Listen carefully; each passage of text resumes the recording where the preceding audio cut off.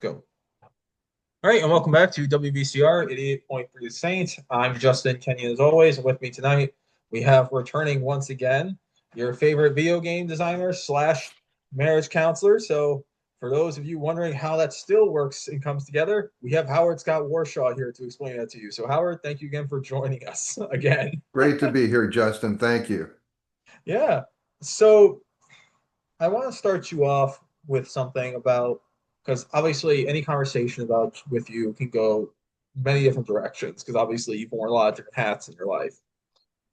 So I want to start us off with video games a little bit because there obviously is a big change in the video game world kind of happening right now.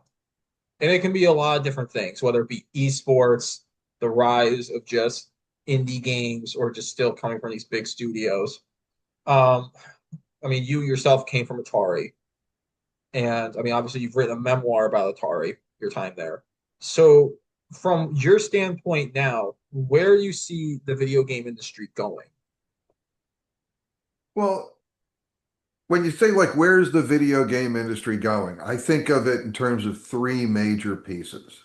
Yeah, One is there's the console slash PC gaming world, online gaming, which yeah, is big, huge, developments are enormous. Uh, and that's the classic video game industry progression that's always been going on. And yeah. that will continue. It'll branch into VR, AR, things like that, but that's really more part of the third branch I want to talk about.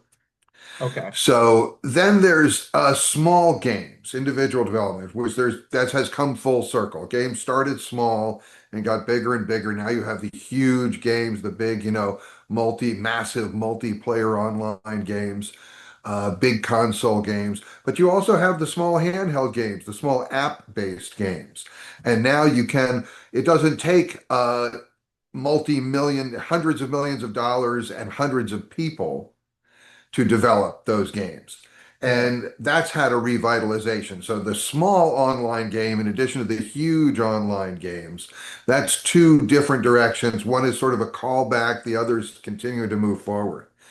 The third branch of where video games is going is it's more of a societal lens than just a gaming lens. And that is that video games have been a place where breakthrough technologies that impact so many other areas have come from. VR and AR are great examples of technologies that are now used in training, in development, in all kinds of other places. Those came from video games.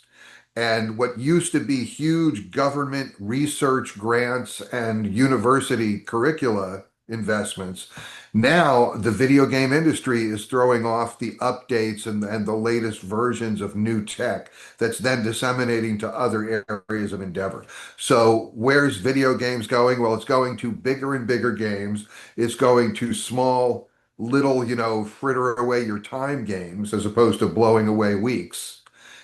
And you have what video games is going in terms of creating new tech and new approaches, new interfaces, new styles that then are being adopted outside of games and co-opted from the gaming industry that are really impacting and shifting the world we live in. yeah. Because like I know there's a lot of it where it's just like some people just don't realize just how big the video game industry has become, where it's bigger than the movie industry. It's bigger than a lot of things. And It's interesting that you say that. Do you know what the first year was that the video game revenues the video game industry was bigger than movies and music together, let's say? I'm gonna just guess somewhere in the 2000s, Earlier, 90s, earlier. 80s. By 1980, Oh, video okay. game revenue was already bigger than both music and movies combined worldwide. Do you think that's because, like, for example, like I'm thinking back in the 80s, the big trend was arcades. And obviously to play one round, you have to put in a quarter. But then like if you buy a song, like I'm still from the time when like you would buy a song off iTunes and it'd be like $1.29 and you get to play a song the entire time. I think it's because like you have to keep on paying for like those type of things. Like I know subscriptions are coming back somewhat for video games, so like Steam. But you think that plays a role into it a little bit? I played into it a little bit, but the real revenue increment was home gaming when we started to be able to distribute the Yeah, games, right? Because the revenue, you got to remember that the revenue for the video game industry, it depends on how you measure it. Is it the amount consumers spent on it, or is it the amount the industry generated in income, right? Because in arcades, you sell an arcade unit once, and then the people who bought the arcade unit collect the quarters over and over and true. over again. Yeah, But if you think of that as part of the industry, which I think is what they did, it's the constant feed of quarters. But home gaming really came into its own in the late 70s. And it was by 1980 that was already the case. I think it was 78 or 79 when it actually surpassed the revenue. I yeah, think the real reason it grew so fast wasn't the idea that they're pumping quarters. It was the idea that it was such a brand new and exciting application and a thing to do. It made TV interactive, which no one had ever really seen before. And that it was the idea that that spread so quickly throughout the world. And if people found it so engaging, that's what made it grow so fast. yeah. Because I mean, like obviously you have the idea of the campfire TV, which has kind of gone away. I mean, we still have people watching shows together, but it's not like it used to be where you have to be home at a certain time to make your show. Of course, DVR kind of got us away from that a little bit, but now streaming, that's gone altogether. Um, but now it's more how many episodes can you binge in one series in one sitting versus how can you like do that? It's no longer just like even like with yourself being a marriage counselor, it's no longer just like is my husband home or wife home to watch the show with me? It's no longer like it's now just oh, did they watch ahead when I didn't watch that yet? Um, it's a kind of a different ball game. But one thing that has kind of exploded over the years and has become its own industry where you have NFL owners buying into it. Like I know Stan Kroenke, Robert Kraft, um, and they've been NFL owners have been going into two other operations a lot, which is MLS soccer and esports. And so, like, I had the director of communications for MLS on. He liked to point out that, like, oh, the last seven Super Bowls were won by MLS owners. And then, like, now with esports, you have kind of this explosion where it's just money pumping in. My boss at work says just like it's almost like money laundering for some of these guys because they just put all this money in and it comes like a giant It's bubble and that's just that. So what's kind of your point of view on esports? Well, esports is just a natural evolution. I don't think there's anything magic about esports themselves, or any kind of e-based entertainment. There's esports, but there's also e-gaming just in general. The Yeah, truth is that, where did sports come from? I mean, professional sports. yeah, Where that comes from is whenever there's an activity that a lot of people like to do, they like to watch other people who do it really well. That's why people watch golf on TV. They watch football on TV. They watch baseball on TV because it's something people do or have done, and they like to watch someone who does it really, really well. And what it is it's about because, it's our economy is audience based, and we don't really think of it that way, right? But it's yeah, all about audience. And anything you do that attracts an audience attracts advertisers. As soon as you have advertisers, now you have money coming in, and money pays for salaries, it pays for prize pools, it pays for a whole bunch of things. So, if you really think of the evolution of what is it, you have something a lot of people do, and then you have the people who do it really well. So they start doing it and they start drawing crowds, they start drawing audiences. And as the audience level hits a certain threshold, now advertisers get interested and now money starts to come into it. And that makes the whole thing go from something that's like a grassroots, interesting thing to an explosion. And yeah, esports are no different than anything else. People who play video games a lot at home are interested in watching people who play them really well. yeah. Because I know, like for the NFL, for example, back in the 1920s, it was seen as a beer league. Like when Red Grange, who put college football on the map, left Exactly. Illinois, his coaches was like, "Why are you doing this? Like, What are you doing this for? Gerald Ford, President of the United States, got offers from the NFL. He turned it down to go to law school because it was not seen as a very good business opportunity at the time. Nowadays, I mean, Jay Berwinger, first ever NFL draft pick, did not play, became a rubber salesman. Nowadays, if somebody was to get drafted by the NFL and turn it down, you'd be like, "Are you an idiot?" And like you know how much money you're turning down. But like, it's funny how esports has even reached Microsoft Excel. I was one time just going down a YouTube rabbit hole and just came across the Microsoft Excel World Championships, and could you imagine? Somebody in the comment section said, "Could you imagine going into a job interview or they require Excel?" And there's like, "How are you at Excel?" I was like, "Well, I happen to be the world champion at Excel." And It's true. I mean, anything that draws a crowd can potentially draw advertising dollars, and that's what makes a sport in a sense. You need yeah, funding, you need prize pools. yeah, because it's funny when you were saying that whole entire thing about like our economy is audience based. It's this, is that. The whole entire time you were saying that, I'm just like, that's the entire field of marketing in my head. And Yep. that's people don't think of it that way, but it occurs to me that that's really the essence of it, right? Is that most activities in this economy are about drawing an audience. And if it's Yeah. something that holds an audience, now you have a channel for money to flow into it. Yeah, because like I remember my boss at the radio station, Darren, has always told me, he goes, when you're selling advertisements, Justin, you're not selling anything but potential. You're selling potential that it's going to bring in money, you're going to send it, that it's going to reach a certain amount of people. And marketing has, for some people, it's become less creative. Like Fred Seibert, who did I Want My MTV, I asked him one time, like, what goes into a good marketing campaign in your eyes? And he goes, "Oh, marketing's dead. Everybody just goes off data and stuff like that. Just basically just goes off whatever their data shows. That's why you see so many reboots and redos in Hollywood right now." And to some people, that's true. To some other people, it's completely false. Like marketing's still evolving. Um, but it all depends on, I guess, who you talk to and how you look at it, which is basically anything in life, to be honest with you. I mean, that's the essence of all this stuff. There's the psychology of the idea of is there something that draws interest and what kind of things do other people want to see? But what that usually comes down to is something that I'm interested in or enjoy. I want to see how people do it really well. Yeah, yeah, And then it's a question of how much reach does it have? And for a long time, games were just something people did, but you didn't really see this. I mean, there were game contests. They've always had gaming contests. That wasn't yeah, really that big a deal.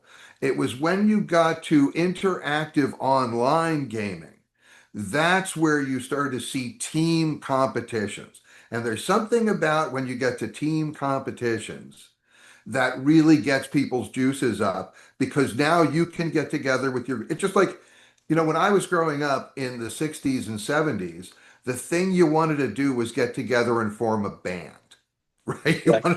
You want Garage to be a band. band. You'd get a gr- you have several people who play an instrument and you put together, you make a band, and that's always been. The music industry is living based on people starting bands. But there's people who don't like to play music or people aren't that great at music. Yeah, And so now you have a thing where you can get together with your friends and let's make a team.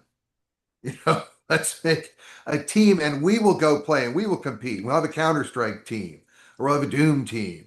We'll have a team, we'll have a Halo team, and we will go out and we will compete with other people. And and then you started to have more rating systems. And as those rankings gained greater scope, they gained more attention and more people were paying attention to them because more and more people like the idea of because what you need for this thing is something anyone can do, right? yeah, When it comes to like performing or dancing or singing, not everybody thinks, oh, gee, I could do that, but in their heart, they know they couldn't, right? yeah, That's the thing about writing. When you're a writer, right? If you're a really good writer, everybody in the world, everybody has a novel. They all have their novel, and everybody thinks all you need to do is put some words in sequence, and anybody who's literate can put words in sequence and could potentially write a great novel, but they don't, right? When it Yeah. comes to professional sports or dancing or singing or something like that, a lot of people pretend they could do it, but they know they couldn't. They're obviously not at that level. They can't even Yeah. imagine being at that level. But there are some things like writing and gaming where a lot of people think they could. And so Yeah. you get that broad interest. You get people trying it and doing it, which creates the audience. And then and then they look, who do you look to? Who are your heroes? Who are the people who really do it well? Well, now you start to get notoriety. Now it's not just you see leaderboards. Now you see names and they have name recognition and people know who the best people are. And now you Yeah. have stars, you have standouts, and you have a situation that a lot of people think they could play or have been involved with before. And that mix is very powerful in terms of creating and generating a large committed audience. Yeah, I mean, it's the same thing with like, I mean, I'm an MBA, so it's the same thing with like business ideas or anybody who goes into politics and so, oh, I'm going to be president of the United States or whatever, I'm going to be Congress or Right. whatever. And like I was saying as my buddy one time, it's like, maybe like one day if I get the chance, I'll run for Congress or something just to do it. And he goes like, I hate how people just jump to that. It's like, what do you mean? He goes like, nobody goes like, oh, I'm just going to be mayor or something like that. Focus on local like town board unless if they're like in New York City or something like that. They'll be like, oh, I'll be the mayor of the big city. And like everybody jumps to like the highest level. Nobody thinks about the importance of local when it comes to that, or Right. everybody who has a business idea goes just like, oh, this is going to be a multi-billion-dollar business or $1 million business. I mean, I have, oh, go ahead. Well, I want to say is where it really comes from, especially with sports, is mirror neurons. Okay, mirror neurons are these things in your brain. If you've ever noticed, like if you've ever played a sport and then you watch people playing it on TV, you can Yeah, almost feel your body moving in the way they move when they do a thing, when they throw a pass or when they swing a club or when they take a shot. If you know what that feels like, sometimes you feel that in your body while you're watching the game. And that's called mirror neurons. Some people say the reason you yawn when other people yawn is mirror neurons. Mirror neurons are this thing in your brain that fixes it so when you watch something you're familiar with, you get the sensation of doing it. yeah, And that helps people imagine I could do that. I could be there. I can feel being there. I know what that's like. or I could do it better, or like, how could they not see that or something when they're literally at home watching it on TV instead of doing it Well, now themselves? you're getting into ego as opposed to mirror neurons. Well, there's a lot of ego in a lot of things. I mean, like a lot of people also Absolutely. don't understand that there's a difference between confidence and ego, just like there's a difference between being honest and being a jerk. Like Weezer has the That's song true.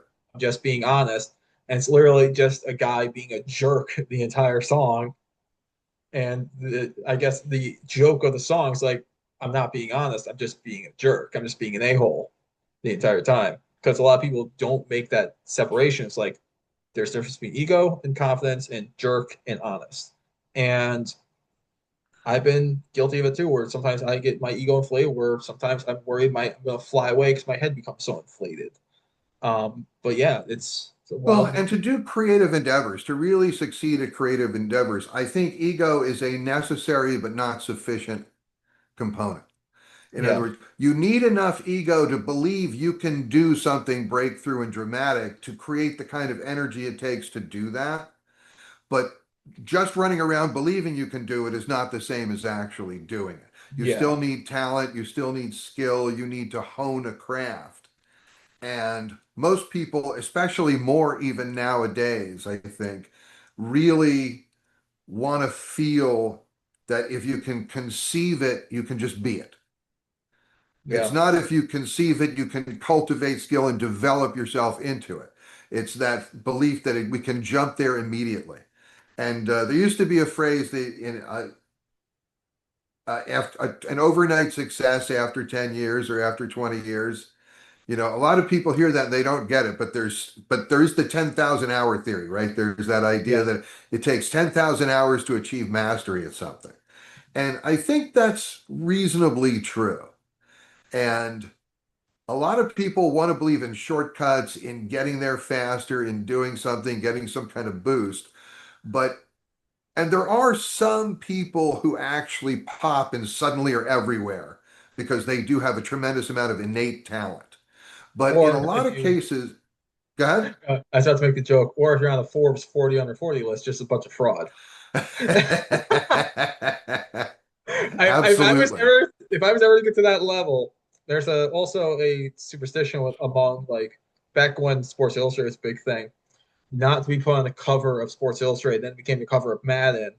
But I would just be like, do not put me on the Forbes under 40 list because that would jinx me. I would be that guy. And then there it is. Yeah. And it's interesting the way it goes, but it takes ego to create the energy that you need to then apply to your craft to Yeah. cultivate a skill level. But some people just believe ego's enough and they usually get shot down pretty quick. Yeah, it's not. And I mean, you everybody thinks that like everybody who's just like a multimillionaire, billionaire, but like they just got overnight easily and they never failed. They just went straight through. Um, which is a big piece of hogwash. I mean, there's a lot of stuff that goes in. Nothing ever happens overnight. Um, so I mean, there's a lot of it.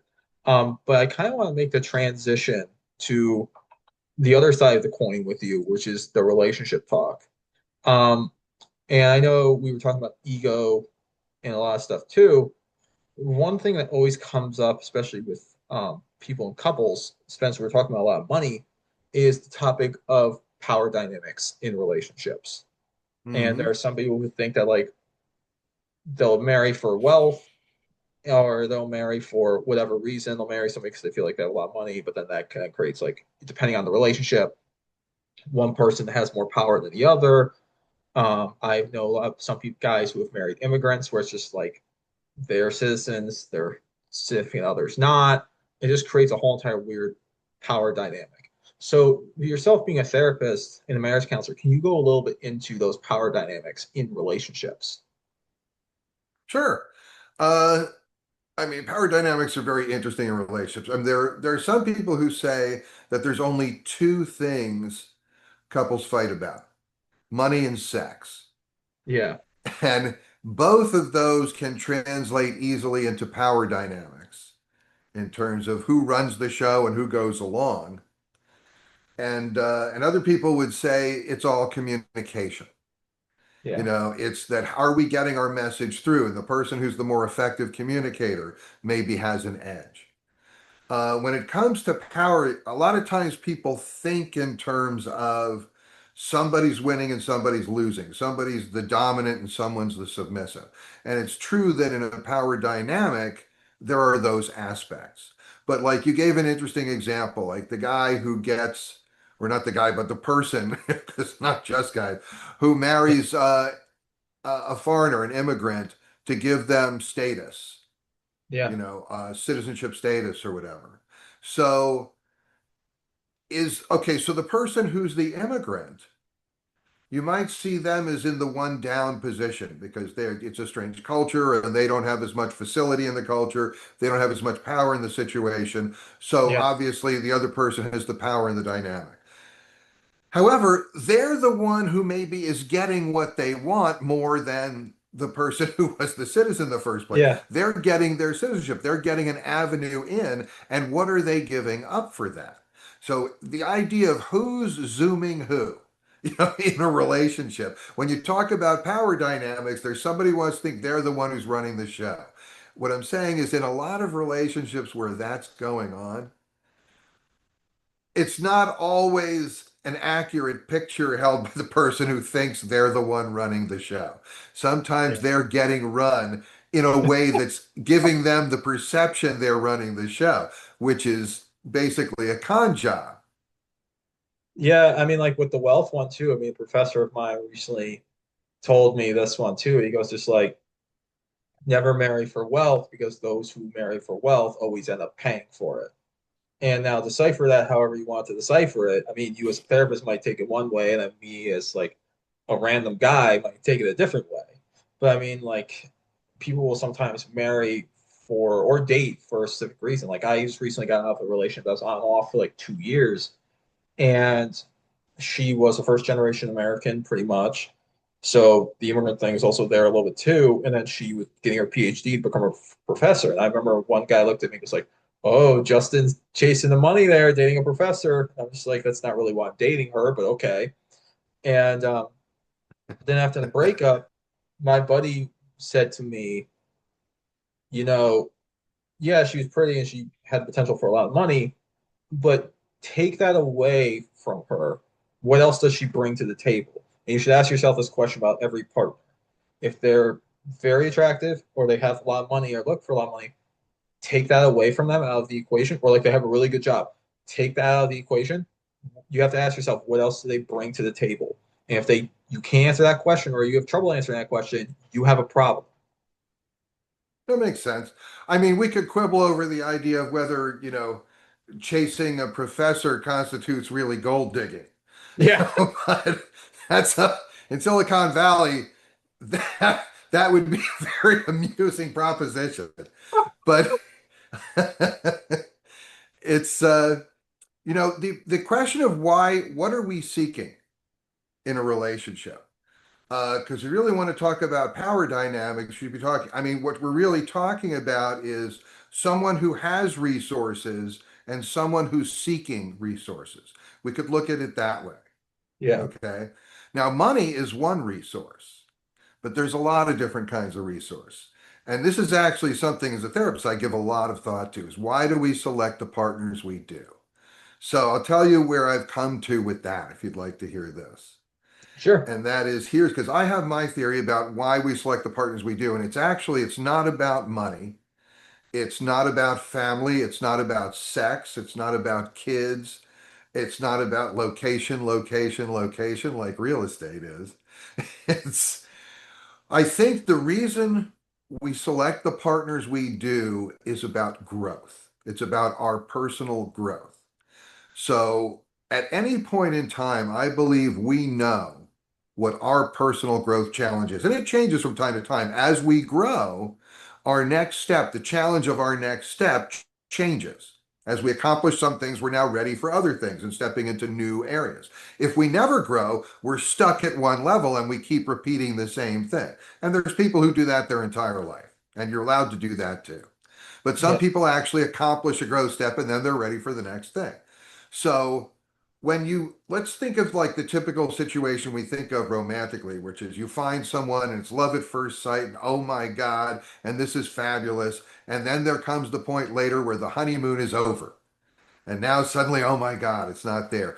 I have a different take on what that is because I do believe those things occur, but I don't think they mean what we typically think they mean when we interpret it.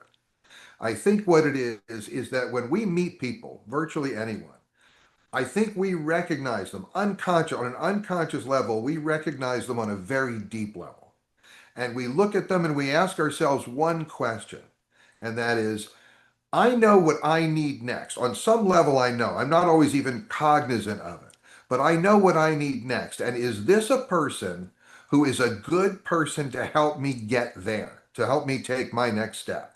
And if I see this person think, yes, they're a good person to help me take my next step, then boom, I'm in line. I'm not talking about just seeing someone and thinking they're hot. I'm talking about I'm talking about actually meeting someone and go, oh my God, this is the perfect person for me. She's just unbelievable. He's just amazing. He's everything I want. What it is I think we found someone who we believe is a good choice for our next growth step. Now, this isn't always a positive look, and I'll get to that in a second. But this is someone we decide that's it. And so they sparkle. And we start to spend time and we do things together, and it's fabulous and it's fabulous and it's great because I've found the right person for me. I know they're the right one.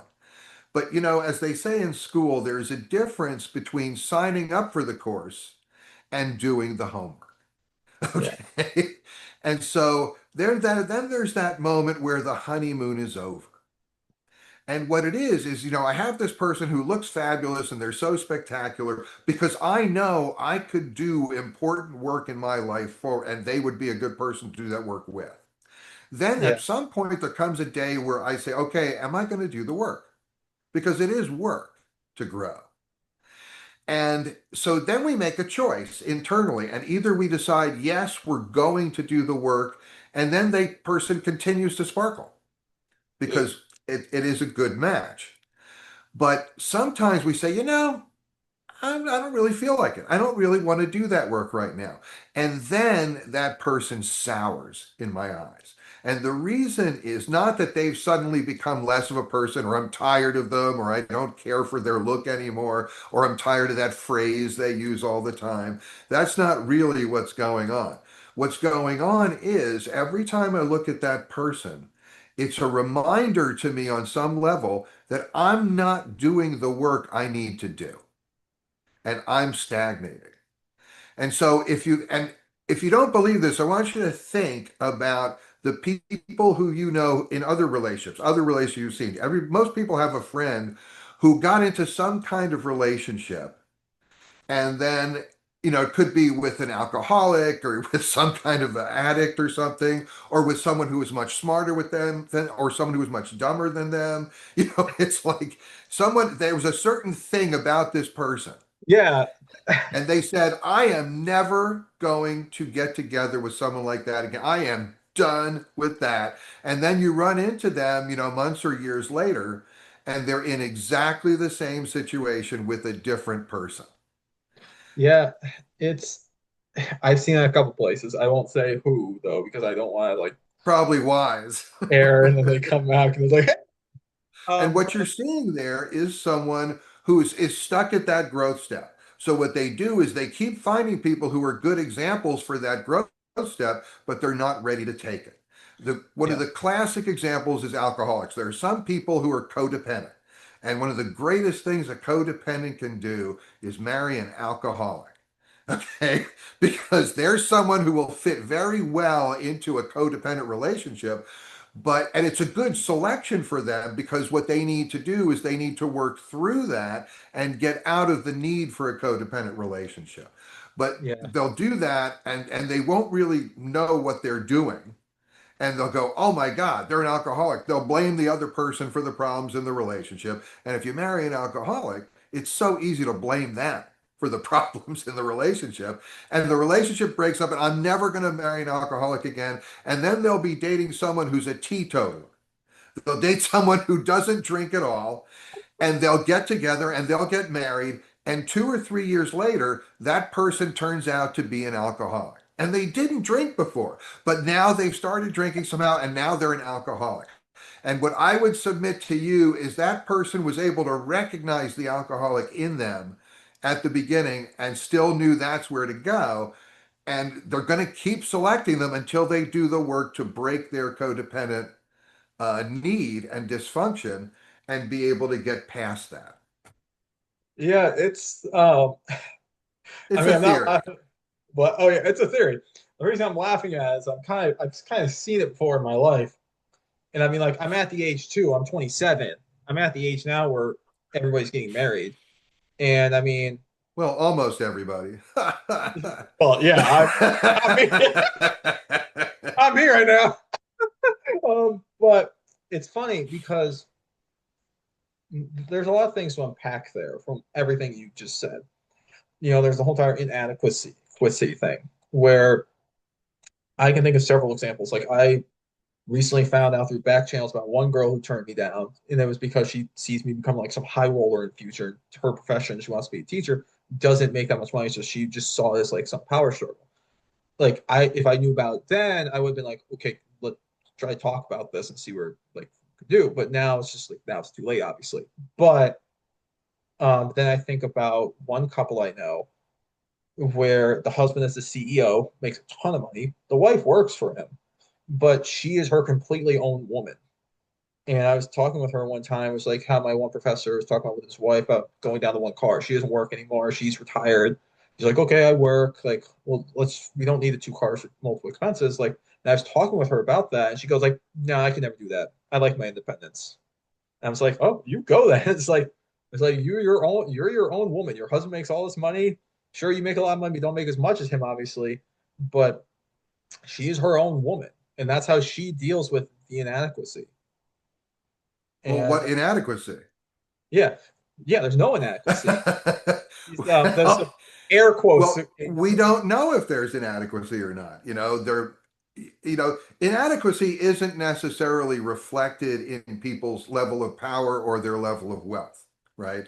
There are Yeah, plenty of wealthy people who have tremendous feelings of inadequacy, which is one of the things that contributed to them acquiring wealth. Because one of the greatest sources of energy, if you look at most tasks as having a threshold of energy and can you get enough energy to cross that threshold and succeed.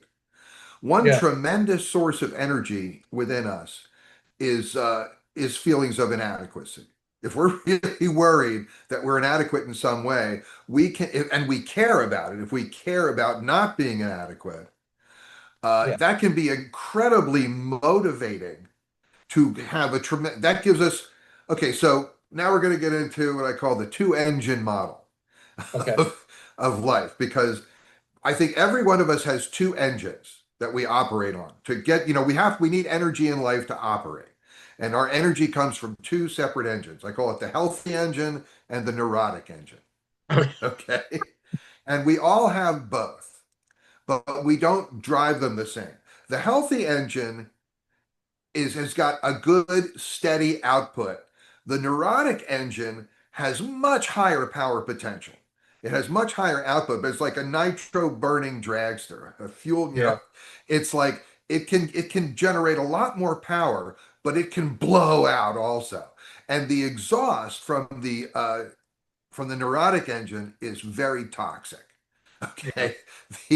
The the healthy engine is clean burning, it rolls, it's got certain, it's got a lower output, but it's steady, it's clean, it's healthy. The neurotic engine has higher output, but toxic exhaust, and it can blow.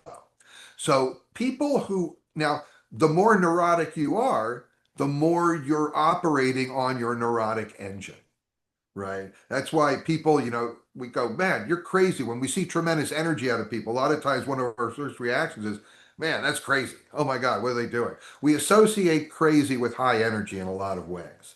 And yeah, I think that makes sense because people who have some sort of neurotic thing going on in them, uh, their brain isn't firing the same way ours is, assuming yeah. we're both healthy, which is quite a presumption on my part at least. Love is when you have the same mental illness. But it's interesting to think of it that way because if you look at people who are super, super successful in life, very frequently you will find some major trauma somewhere in their background. And what they've done, now lots of people have trauma in their background, it doesn't necessarily help them succeed. But there are some people, when you have some real trauma in your background, what it does is it increases the CCs in your neurotic engine. It increases your neurotic potential.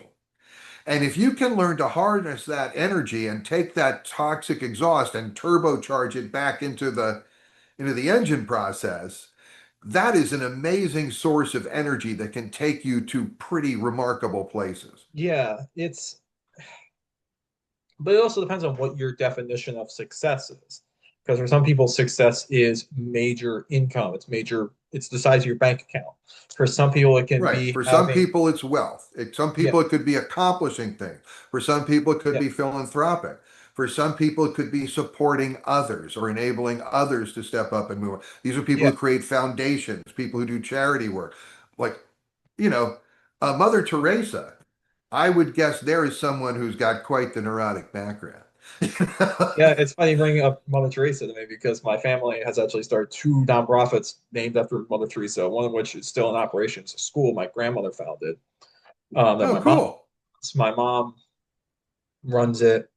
My grandmother had 13 kids. Well, she was pregnant 15 times. 13 kids survived. Started three nonprofits and three businesses on top of that. And so, There is someone who's got some high energy potential, right? well, she also too grew up with a single mom before it was fashionable. My great grandmother was a single mom. Actually, two of my great grandmothers were single parents back in the 40s and 50s. And Wow.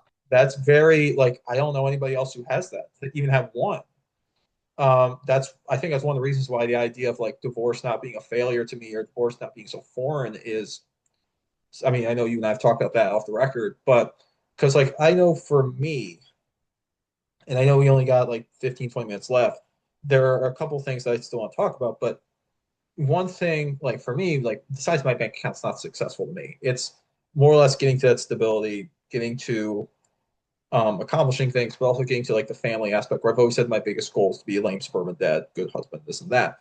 But like I've been through points where it's been like there was a domestic violence shooting in my apartment pod. There was family fist fights. There was other things. And for me, it's always just been like that's the motivation to not go back to it. Like I've always said to myself during those moments, one thing that's always gone through my head is I can build something better than this. Like when I Oh, was being, that's nice. yeah, when I was being escorted by a cop to my apartment the morning after the shooting, because I wasn't home when it occurred. Um, Oh, that's good. yeah, yeah, I was at the movies by myself as I was watching a William Shatner movie. And I told my mom, "You can't get mad at me anymore if we're going to the movies by myself." um, but there's two things, and that shooting kind of goes a little bit into it. But I want to go first to because it kind of goes into the thing that we were talking about earlier with years and stuff like that. Because I said I got a 2 year relationship. For some people, they're getting engaged after 2 years. Some people they date for 4 years and they're just like, this is not the right person for me, and they get out of it. I know you and I have also talked about the topic of impulse marriages. Um, when you yourself look at it as a therapist, what is an impulse marriage? What goes into it? Is it the amount of years you'd spend together? Because I mean, I know people who spent 2 years together and they're still together 6 years later. Some people who spent 2 years together get engaged and then they're divorced like 2 or 3 years later. I know people who have gotten married after 2 months and then they're divorced, or 6 months and they're still together 20, 30 years later. What is an impulse marriage and how do you kind of deal with it? Like, it's like, I know right now everybody's kind of getting married at my age. And I remember some people going like, half of them are going to get divorced, or like half of them are just impulse marriages. So, Well, yeah, if you say, geez, all the people of my age are getting married, it yeah, kind of sounds like getting married at that age is an impulse marriage, yeah, right? So an impulse marriage to me, it isn't really about chronological time. Okay. yeah, It's about relationships are about fit. yeah, Okay. There's actual fit and there's perceived fit, right? yeah, We get married when there's a perceived fit. Okay. And we get divorced when we realize that's not a fit. Okay. yeah, And it's not a fit to the point where it's too painful to not get away from this person. But an impulse, what we think of as an impulse marriage, is like two people who just come together and boom, and they just decide that's it, the fireworks go off. And there's people who get married weeks after they met. yeah.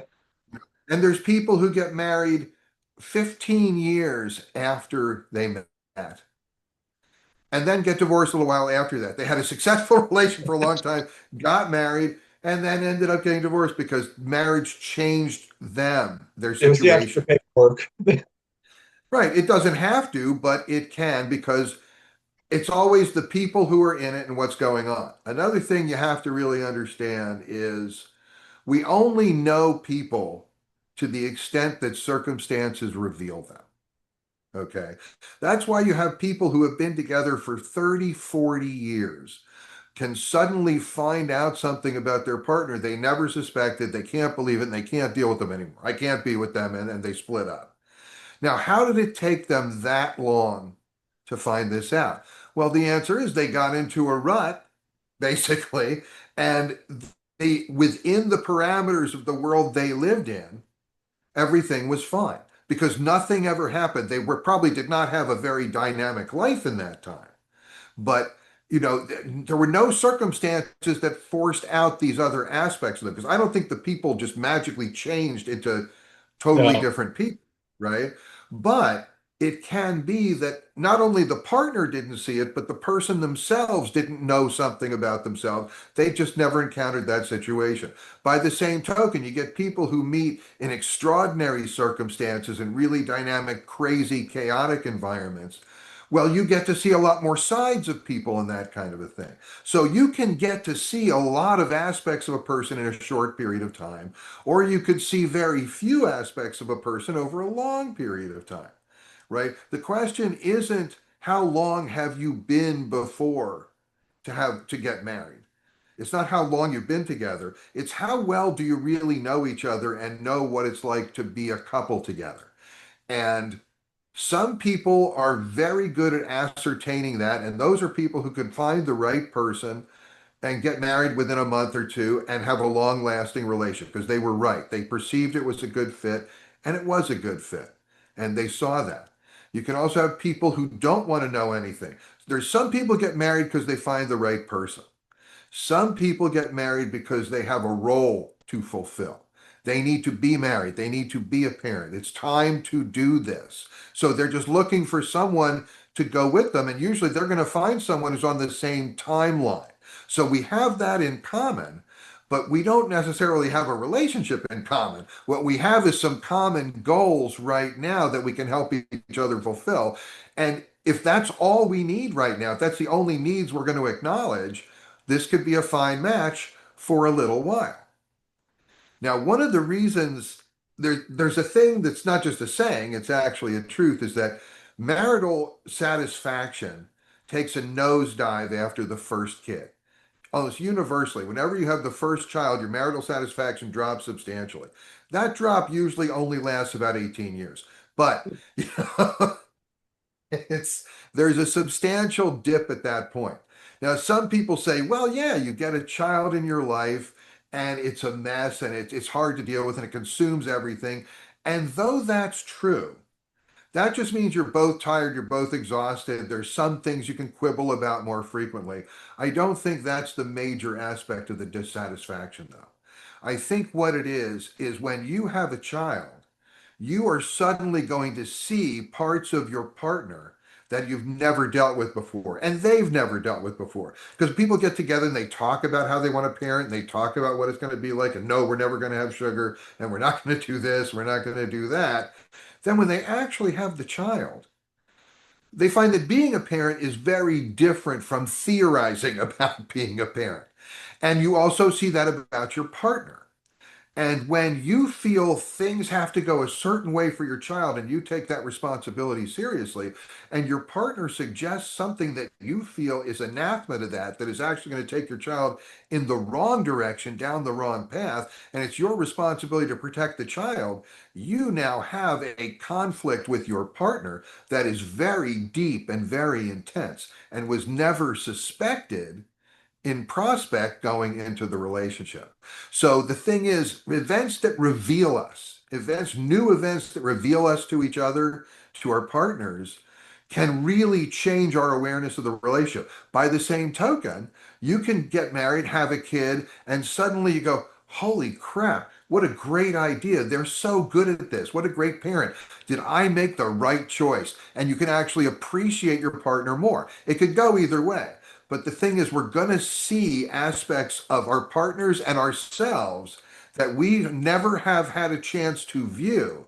And so the reason marital satisfaction drops when you have a kid is because it reveals couples to each other. And if couples got together because of a timeline coincidence, sometimes they didn't notice some of the things that weren't there, but it's going to come out with the kid. Yeah, How's I mean, I that? can. That's a lot. Yeah, I mean, I can. I can remember. I asked someone how why they married. As well, she knows. She told me this. I asked my mom one time, why did you marry my dad? Or it came up about this one girl. And she goes like, well, Justin, I only married your dad because he wouldn't shut up. And then the other time she told me, she's like, no, because I wanted kids. I was like, Mom, you already had a daughter at the time. And he had a daughter at the time too. And you two got married. Then you got three other kids. I mean, you could have had me. Most couples, when they have multiple kids already, will just have one. So they can be like, this is our one together. You had two more. So, I mean, but it's So just she kind of, got what she wanted.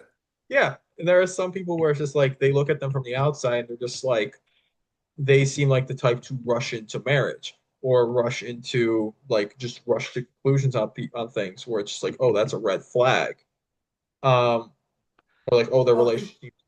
It's Yeah. only a red flag. I mean, see, when I assess a relationship, I don't assess the amount of time the couple has had together. I assess their understanding of and knowledge of each other and their expectations of each other. Yeah. And because a lot of times that's where it comes out. When you really get people to start covering bases they haven't really looked at before and say, well, what's your expectation here? Well, I know they're thinking this. Oh, really? Well, what do they think? Oh, it turns out they're not thinking that. That we have a presumption. We start off learning about a partner in the beginning of a relationship. And at some point in the relationship, we stop learning about the partner and we decide we know the partner. And from then on, instead of getting information from them and saying, oh, that's interesting, this increases my picture of who they are. From then on, we start looking at their behavior and judging it, saying either that matches my model of who they are or it does not match my model of who they are. And we get less and less comfortable when it doesn't match. But that's because we've made the presumption that we know this whole person after however long it is. It doesn't matter how long it is. Usually we can still be surprised if we find new facets of a person. Yeah, because it's interesting you bring that up, and I mean we do have only a couple more minutes left. But because I know a lot of people tend to perceive relationships on just timelines, where like I've even said it myself, I couldn't marry somebody after only like 2 years because you're still in my view, you're still kind of on your best behavior. You don't know the person yet. Um, like you can still put up a front for 2 years, and then like it's like because like I've even known people who've like been together for 4 years, and there's like they get out of it, or even 5, 10 years, and they get out of it, and they haven't been married. And it's like, oh, I'm really happy I didn't marry them. But then there are other people who they get on a different thing, and it's just like, oh, it's the right person. Then it works out or completely blows up in their face. I mean, I'm 27, but I already know two people my age who have already been divorced, Right. and it's it's basically just throwing darts at the wall and seeing where they stick. It's a weird thing. It's Well, we always want to believe we're right, yeah, right? Most people want to believe they're right, especially about decisions we want to make that are big decisions. So when we pick someone, we're usually more interested in having made the right choice than we are about investigating the choice we're making, if you understand what I mean. yeah. Because I mean, like I just got a breakup, and now I'm looking at from peer review, and everybody, even people who weren't in the relationship, go like, she was not a good fit for you. She's kind of toxic. And now I'm looking at it too, and I'm just like, oh man, if we get like I said it myself, I'm glad I didn't try proposing or anything else like that because we would probably been divorced in a couple of years. Like it would not have worked. And but it's Right. But nice. there may have been something about that toxicity that Yeah, was important for you as an aspect of personal growth, which wouldn't mean it's important to marry that person, but it yeah, would be important to do the work with them to get through this thing. Because if this was really a toxic person and you were really attracted to them, which I assume you were at some levels because you did spend 2 years with them, so there's something there for you. It may not be clear to you what it is, but there's obviously something there. Like people, when I say we pick people who are the best element for growth, that doesn't mean they're just a fun, happy person all the time who just does wonderful stuff. Like I said, a lot of time alcoholics come into play in this because that's what people need to do the work they need to do to get past where they're stuck. Otherwise, they keep repeating the cycle. yeah. I mean, for me, it's just like now I know, and I've said this to a couple people, I now have a better idea of like what traits I need in a partner to work for me and balance, well, not like work for me in that sense, but balance me out, do like other things. Like I said before, I can be very gung ho. I would need a partner who's willing to pull me back and be like, hey, let's think this through. Let's, Okay, so we could also get into, we can't, don't have time now, but we could talk again sometime and go into dysfunction because dysfunctional relationships can work, right? They just can't tolerate growth, and that's a whole nother discussion. Howard, I need you to come on for like 3 hours sometime or something like that. That's true. But I will leave you with this. It's like a lot of people think relationships are about compromise. Yeah. And what I say is that's not true. Relationships actually are about not compromising. And here's what I mean by that is we all have a whole bunch of wish lists of desires and things we'd like, and this is it, but we have core needs. In most relationships, we have somewhere between, at 2 and 4 core needs that we need met. And sometimes, like, I may have 4 core needs, and I'll meet someone who meets two of them. And I'll say, wow, these two are really important to me. I better hang on to this person because where Yeah. am I going to find someone with three? I'm lucky that I found two. So the problem is when I say it's about not compromising, is if I find someone who meets all my core needs, not all my needs, but all my core needs, Yeah. every other compromise that I make in the court, because there is a lot of compromise involved in marriage, Yeah. every other compromise I make is fine. I don't care. I'm happy to give that away because I'm getting the core stuff that I need. But if I've compromised one of my core needs, every compromise I make after that is going to build a little resentment because it reminds me of the core need that's not being met. So that's why I say relationships are about not compromising because you've got to make sure you're getting your core needs met or you're planting the seeds that are going to kill the relationship anyway. Yeah. There's a lot more to unpack for that, but obviously we're out of time. So it's a great way to end it, though. So it's Cool. been Well, there's WBC. always more time, just not right now. Yeah. I guess we'll do another like off the record phone call or something like that. But this has been WBCR 88.3 The Saints. I'm Justin Kenny as always. And with me tonight, we've had the pleasure once again of having Howard Scott Oh, Warshaw. and speaking of which, Yes. there's Once Upon a Atari, How I Made History by Killing an Industry, if you like video game stuff. And there's Inspired Therapist by Howard Scott Warshaw. Check those out on Amazon, please. All right. And for everybody out there in Radio Land, have a good one.